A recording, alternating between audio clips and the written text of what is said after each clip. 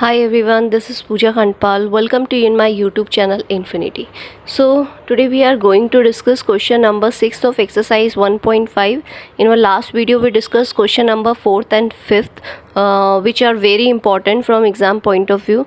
So let's start exercise 1.5. Question number 6 is, let U be the set of all triangle. U means universal set. तो U हमारा universal set है जो क्या कह रहा है कि क्या है, set of all triangles in a plane. सारे टाइप के ट्राइंगल्स है उस प्लेन में.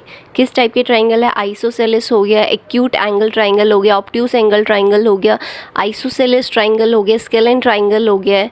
ओके, तो इस टाइप के ट्राइंगल हमारे यूनिवर्सल सेट में है.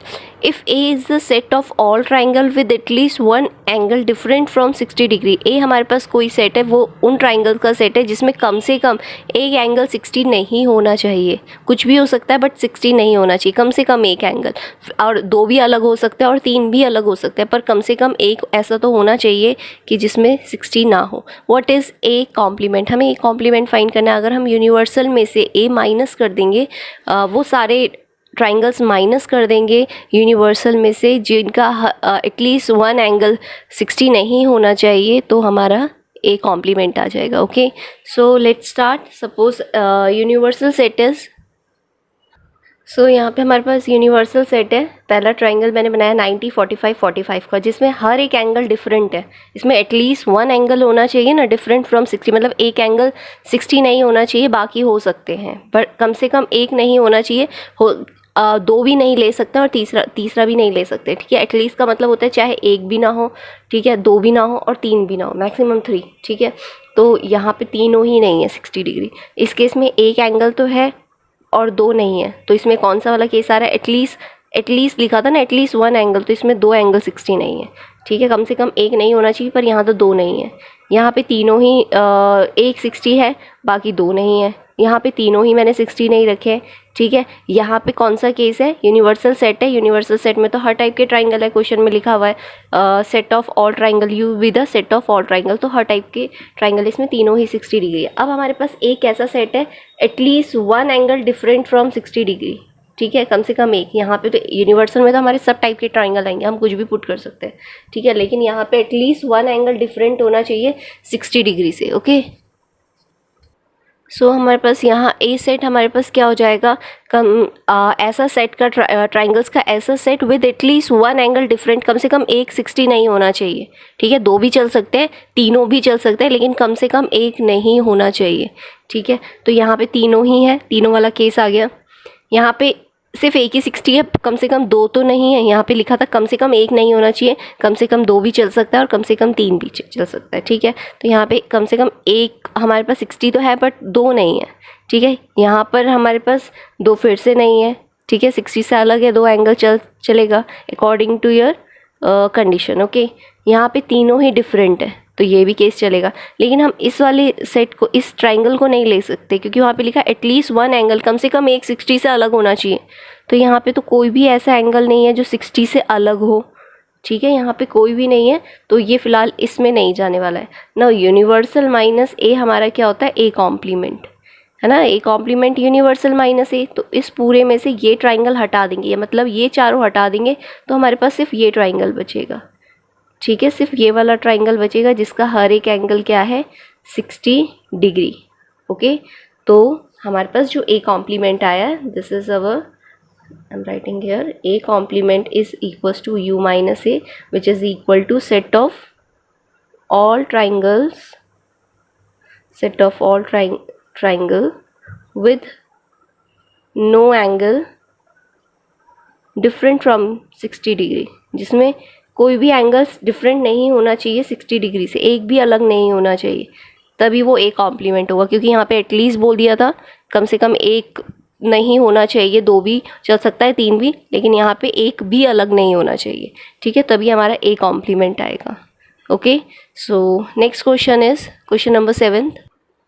So next question we have question number 7. Fill in the blanks to make each of the following a true statement.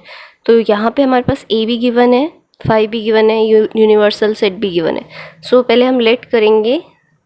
Late a equals to, suppose our a is 1 2 3 4 suppose, and universal set is 1 2 3 4 5 6 7 suppose. okay, ये हमारे पास हो गए. So A complement will be what, universal minus A. Universal में से इन elements को हम हटा देंगे. 1 2 3 4 हट गए तो बाकी क्या बचे 5 6 7. तो ए कॉम्प्लीमेंट हमारा क्या आएगा 5 6 7. okay, now first part is a union a universal. so first part में हम देखते हैं a union a universal. so a हमारे पास क्या है 1 2 3 4 यूनियन यूनिवर्सल 5 6 7. तो वो हमारे पास क्या आएगा अगर हम देखें 1 2 3 4 यूनियन में सारे एलिमेंट्स ले लेते हैं 5 6 7 which is equals to universal set. ये हमारे पास यूनिवर्सल सेट है. ठीक है, तो पहले का आंसर आपका यूनिवर्सल सेट होगा. Okay, second one 5 dash intersection A. So हमारे पास ए तो है लेकिन 5 डैश नहीं है. ओके, तो पहले मुझे वो फाइंड करना पड़ेगा. तो मैं यहाँ पे आपको सेपरेट बता देती हूँ. 5 डैश क्या होगा हमारे पास, यूनिवर्सल में से 5 हटाना. 5 मतलब कोई भी एलिमेंट्स नहीं है. तो यूनिवर्सल हमारे पास ये है, उनमें से कोई भी एलिमेंट अगर हम ना हटाएं. ओके, सो 5 हमारे पास कोई भी एलिमेंट्स नहीं है. तो यूनिवर्सल में से अगर हम कोई एलिमेंट अगर हटाएं, यूनिवर्सल में से अगर मैं 0 एलिमेंट हटाऊं, 0 तो हमें कहीं दिख ही नहीं रहा है, कोई भी ऐसा एलिमेंट नहीं, तो हमेशा यूनिवर्सल सेट ही आता है. So 5 complement is equals to universal set. तो मैं इसकी जगह पे यूनिवर्सल सेट लिख सकती हूँ इंटरसेक्शन ए. इसकी जगह पे you intersection A.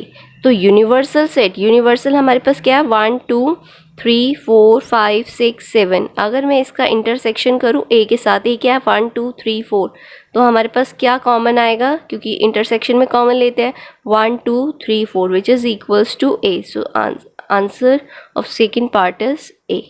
right, now third we have a intersection a complement. हमें पता है a हमारे पास क्या है 1 2 3 4, कॉम्प्लीमेंट क्या है 5 6 7.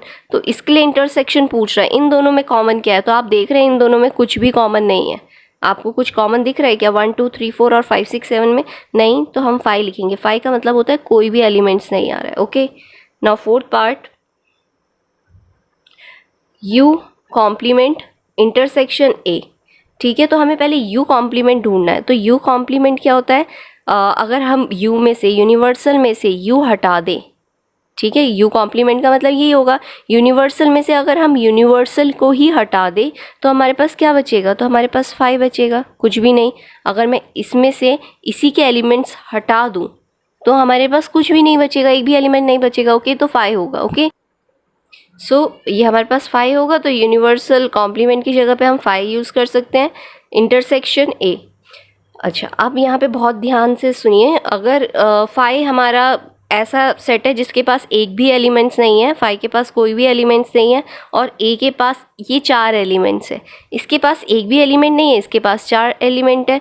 तो दोनों का इंटरसेक्शन क्या, दोनों में कॉमन क्या है, कुछ भी नहीं है. इसके पास 4 एलिमेंट है, इसके पास तो एक भी नहीं है, तो कॉमन कुछ है ही नहीं. तो हम यहाँ पे क्या लिखेंगे 5.